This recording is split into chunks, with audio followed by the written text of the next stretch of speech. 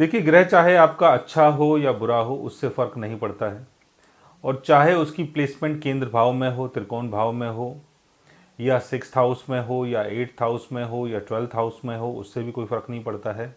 फ़र्क पड़ता है कि आपका प्लैनेट जिस राशि में बैठा हुआ है उस राशि के लॉर्ड की प्लेसमेंट कैसी है।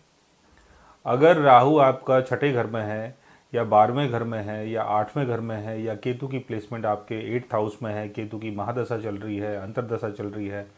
और आप सोच रहे हैं कि भाई इस पीरियड में तो मॉनेटरी गेन होगा नहीं क्योंकि केतु चीज़ों से सरपिट कर देता है, लेकिन आप यकीन माने कि केतु अगर आपका 8th हाउस में है, लेकिन केतु का लॉर्ड जहाँ पर केतु बैठा हुआ है उसका लॉर्ड अगर गेन हाउस में चला जाता है, यानी 11th हाउस में अगर उसकी प्लेसमेंट होती है,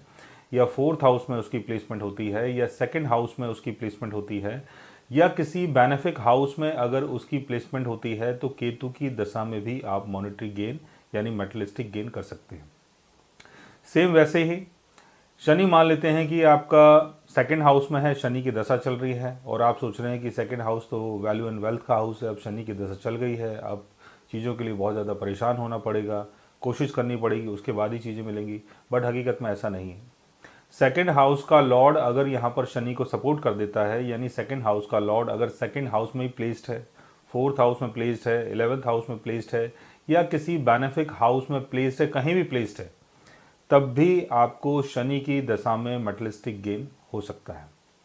राहु आपके बर्थ चार्ट में चाहे कहीं भी प्लेस्ड हो, केतु आपके बर्थ चार्ट में चाहे कहीं भी प्लेस्ड हो, या कितने अच्छे भी प्लेनेट आपके बर्थ चार्ट में कहीं भी अच्छी जगह प्लेस्ड हो या बुरी जगह प्लेस्ड हो, यानी अच्छे और बुरे दोनों ग्रह आपके बर्थ चार्ट में कहीं भी प्लेस्ड हो, किसी भी राशि में प्लेस्ड हो, किसी भी हाउस में प्लेस्ड हो,